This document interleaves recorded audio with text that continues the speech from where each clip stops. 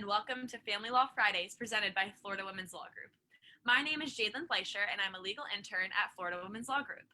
Family Law Fridays is designed to be a resource for all women with any type of family law issue. Today, we will be starting our 7-part series, Suffering in Silence. We will be discussing divorcing or dealing with someone who has a mental health disorder. Now, before we get started, I would like to give you some information about our host, Heather Quick. Heather is the founder and CEO of Florida Women's Law Group, which is a family law firm that advocates for women in North Florida. The firm educates and empowers women on their rights and the law so they can find the strength to endure the process and end up better financially and emotionally. She's been a licensed Florida attorney for the past 20 years, with the majority of her practice over the years being in family law. Now, please join me in welcoming Heather Quick to Family Law Fridays. Good morning. Thank you, JD, so much, and welcome everyone today. We are looking forward very much to starting the 7-part series. So many women that we have the opportunity to meet have spent years suffering and wondering what to do next. What, even as far as what action do they take first, because they are suffering. They're not sure how to deal with their current situation. And they really also don't know what would be the next steps, what are their options, and what life might look like if they begin to take action. And so that's what we're speaking to here today. So many of women are in relationships and married, and over time, things happen, things evolve, people change, or people never change, and they're in situations that are just no longer healthy. And it's not necessarily maybe really as far as happiness, because that's difficult to define. It is different for everybody, but it's really what's healthy and what's healthy for you, because if you're in a situation that is unhealthy for you or dysfunctional or just full of negative energy, it'll wear on you, and eventually I think it does affect your health. There's no doubt about it. And so in looking at all of that, we wanted to start this series with some issues that we see as advocates for women in the area of family law and divorce that we know come up often, and just address some of the insights that I may have in some of the whether it's remedies or options you may have as a woman in this situation. So today we're going to touch on mental health, and that is a broad topic. So bear with me as I try to cover some more things that are maybe more common for that we've seen, but certainly it won't be exhaustive, and it is not meant to provide you any kind of diagnoses or anything from that standpoint. More so legally, when there is such a situation, what are your options in court? How does this come up, and what would we do? So that's the goal here today for you. And ideally, this talk today will probably bring up more questions, but also help you know, 1, you're not alone, and 2, that there are options out there for you, and 3, there's probably going to be more questions after what we've talked about. So that's fine. Know that all of that is to be expected, but that's the goal, that this now brings up more questions for you or someone you love that may think they're stuck in a situation. When we talk about mental health disorders, as I indicated before, there are so many issues that affect hundreds and thousands of individuals throughout the country. And a few of the things that I've seen more likely than not, one, depression, a major depressive disorder. That's something that we commonly see can be a cause for divorce or something that, you know, has really affected your spouse, or it may be affecting you. Either way, whether, you know, a lot of times, of course, there's a chemical component in your brain, but then there's also certainly what I would believe your environment and your surroundings. Depending on the level of depression and the effects that you would see, there are remedies available. There are options, because what if it's you and you're suffering from depression, and it could be, myriad of things that, maybe sparked it or whatever. Very likely a change in your living situation, a change in the dynamic at home is going to have a positive effect. And, not to say that it does or doesn't with your spouse, but we've certainly had clients where, their husband is in such a state, he just doesn't either leave the house, groom himself, or bathe, just becomes in such a state that one, he can bear, and he can't take care of himself, certainly nobody else. What are your remedies in court for that? They're always going to be different, depending on whether you are, you're divorcing and your children are minors, you have no shared children, or your children are adults. And essentially, if they're minor children, if the court is going to have an interest in taking some action. So that tends to be where there is a cause for concern. Well, am I going to have to leave my children with him when he can't function? The answer is not if we bring it to the court's attention and the court is given the opportunity to essentially cure that, or order something, which can be obviously a mental health evaluation, and those tend to happen. Sometimes they're part of another overall social investigation, which does involve the children, but and that's when it's the most relevant. There can be other issues, but really, if you're divorced and there are no minor children, it's not going to be as much of an issue from a standpoint of the court really having an interest in ordering an evaluation and or treatment, because there are no kids. Now, what if there are no minor children, but they are really slipping down a destructive road, and you really are concerned for their safety, and you're looking for something to provide relief to your spouse? And in that instance, there are more than just two, but essentially there are two remedies that we're able to advise clients on, and that is one, the Marchman Act, and the other is the Baker Act. Marchman Act can allow for more long-term intensive care and treatment. Of course, the acts are different, specific to every situation, and we would really evaluate that to see if it meets that level. But that can help you in a situation where your husband is suffering from a mental illness or disease you believe. Maybe it's being exacerbated by drug or alcohol use, which is common because that's really a self-medication type thing.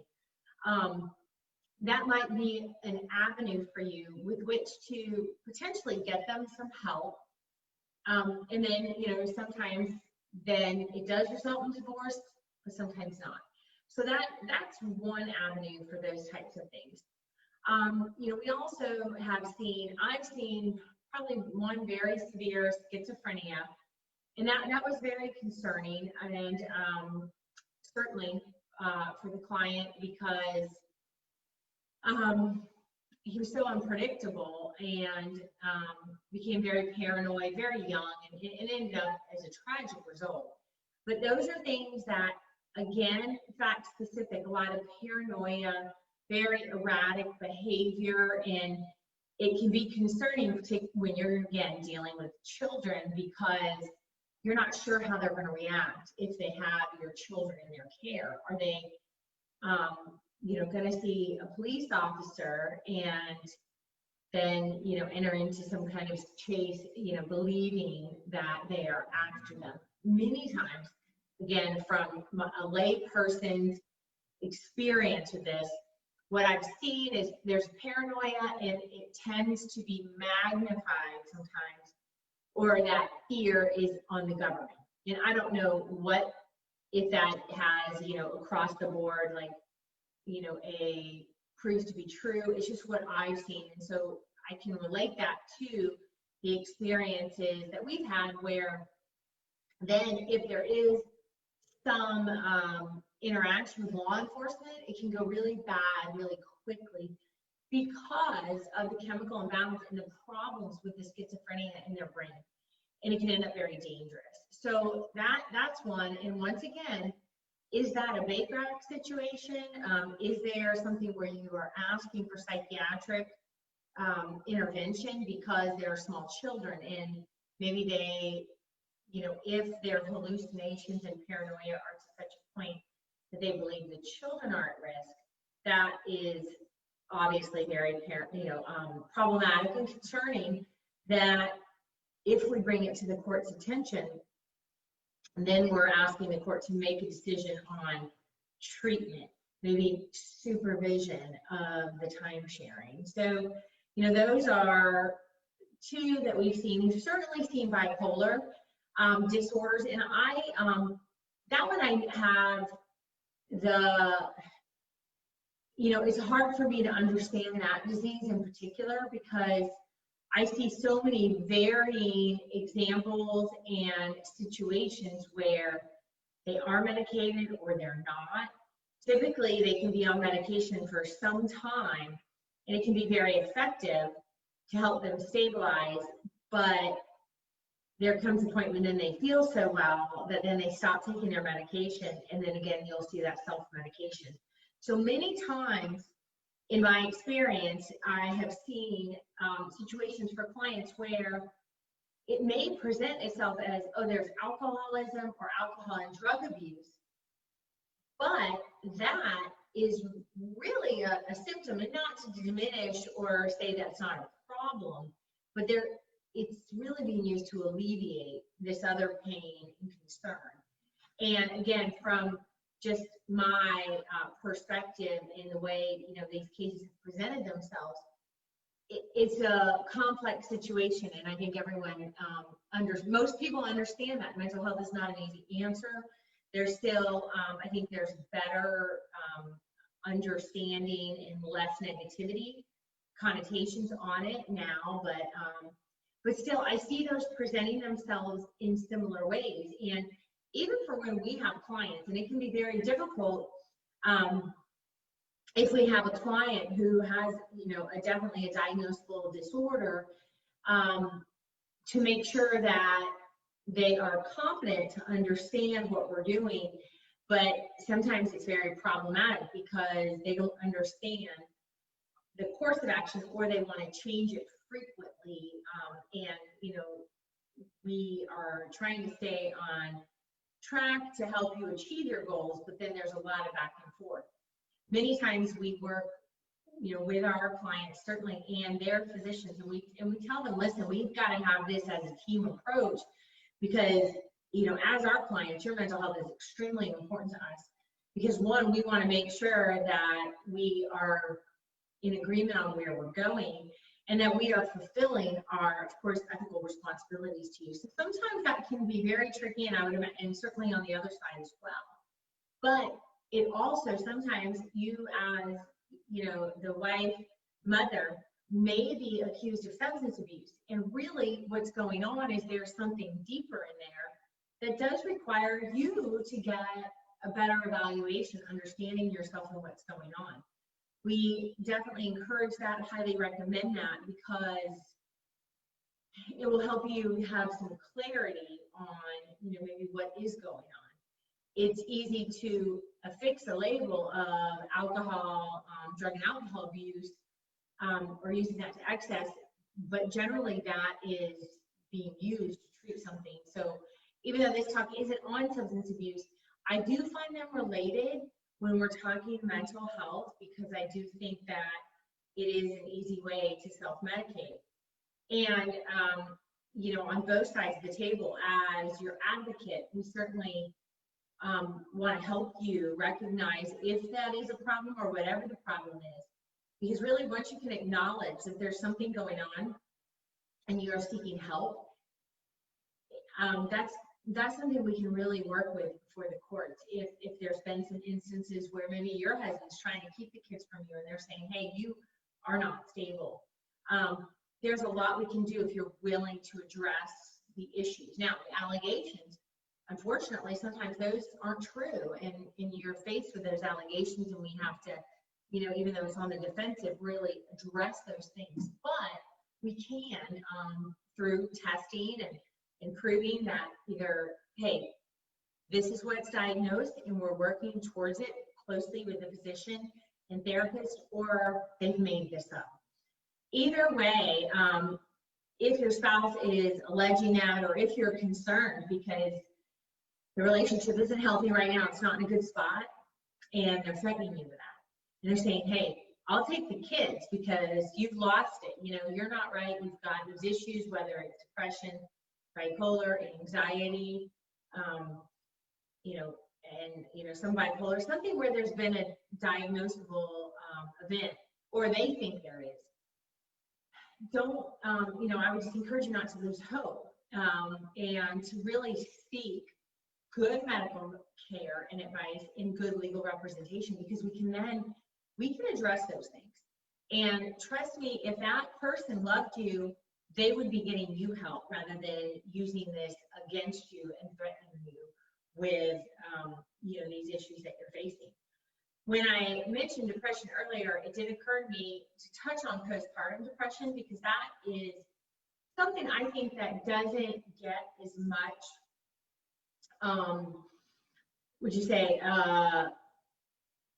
whether it's publicity or enough news and research on, and can really be very harmful for many women going through a divorce, because it wasn't adequately addressed and diagnosed, and you're struggling and you need help to deal with it. And then the fear of, okay, yeah, postpartum that has lasted for a while, and or then had another child and still going on.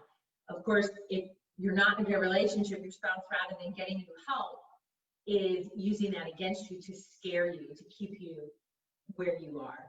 So those are issues that we certainly deal with. And many times, just to touch on it, because there's so many within the realm of the mental health disorder, there's a lot of anxiety and sometimes some obsessive compulsive disorders. And usually if you know or recognize where you are in that, or that something's just not quite right, maybe you just don't know what it is, we can at least connect you maybe with the right doctors, physicians, so that you are able to help, you're able to figure it out, and then you understand what's going on, and seek help and make changes for that. But sometimes the issues even go with the children, and that can be very, very difficult as well. I personally, and the other attorneys in this office, we have handled a lot of litigation in regards to the treatment of children when they are suffering from a mental illness, and the parents disagree on how to handle it or what's appropriate. And that's very difficult indeed, because you both have your own beliefs on how it can be treated, how it should be treated, what type of therapy, and with disagreement in moving back and forth from doctors and without consistent medications, that's a problem, certainly is. And I when we've dealt with those, we really have to delve into it, and there ends up, generally needing a court order, ordering what doctors are going to see the children, and that the parents don't get to overrule that, because that ends up being so much more harmful to the children or a child to jump from a doctor or to not have consistent medications. And that starts, it can be a lot of things. And I don't know that I don't know how you classify ADD or ADHD, but I know that there's a lot of disagreement between parents on how to address it. And that's a problem because the child ends up really suffering without consistent care throughout that process. So I, you know, I understand, and I certainly know it's not easy. It's not even easy. It's certainly not easy if you're in a healthy relationship, because you both have different viewpoints. But if you're already at odds, and then you start dealing with bigger issues, and you know, it's even harder when it's your children, but when it's with yourself, you may not really even know like what to do next, because what we have found is many times your husband is really blaming you for not feeling right, for your actions, for things that at this point are beyond your control, because you may not understand what's going on with you. You may have some chemical imbalances. You may not have really been treated correctly and understand exactly what is going on. Therefore, you're unable to really help yourself, and it's confusing, and can really, really demoralize you, really isolate you in so many ways. And what I hope today does for you is it encourages you to know that there is hope, and there are people on your side, and you are not alone. You really are not. And if your partner or spouse is not supportive of you, or they seem to have something wrong with them, and you have done all that you can do, and you just you can't do it anymore, because one, maybe you've tried to get them help and you've gone through it again and again and they won't follow it. It may be time to look at what your other options are, because at the end of the day, you can lead somebody to the right treatment, you can get them in the right places, but there is that part of themselves that they're going to have to do on their own. So it may be a situation where you're like, well, how's this going to look in a divorce? If I leave them, what are people going to think? And that's a real thought, and I understand that. But at the end of the day, if it's affecting your health and your mental health and being in such a bad situation, you're really no use to anybody. And at some point, you should consider what are your options. And the options always do include therapy, and I strongly encourage that for anyone who's considering divorce. And even if your spouse won't attend with you, it's really for yourself to understand how you're presenting in that situation and what you can, maybe or can't do to change that. But all of these things, I have just tipped on it and really glazed over a lot of it, and I apologize that I can't go more into all of the things that we see. But what I want you to know, like I said, is that there is hope. You do have options. You're not alone, and despite how debilitating it can feel to be depressed or live with a depressed person or somebody bipolar and all of those things, there are remedies for you, certainly within the law. And it could be you are trying to figure out what to do to maybe get them help, and you see that you may need the help of a lawyer, or you really want out of the marriage, or at least want to know what would that look like for you legally. And that is, something that we can have a discussion about, so that we can understand where you want to be and how we can get you there, because that is certainly what we specialize in. So thank you all for attending. Jenny will tell you how to get in touch with us and what you can do if you have more questions and would like to meet with someone. And I just wish you all the best, and I look forward to hearing from you. Thank you. Yeah, so thank you so much, Heather, for bringing this topic into conversation. I believe it's very important to talk about mental health in every situation. And of course, also thank you to everyone who's able to listen in today for Family Law Fridays. I hope you found the information helpful and enjoyed the part of this series. Please reach out to our office, as we are here for you, whether it's another topic you would like addressed or if you were looking for legal help. We're available by phone at 904-241-0012. Thank you, and see you next week for part 2.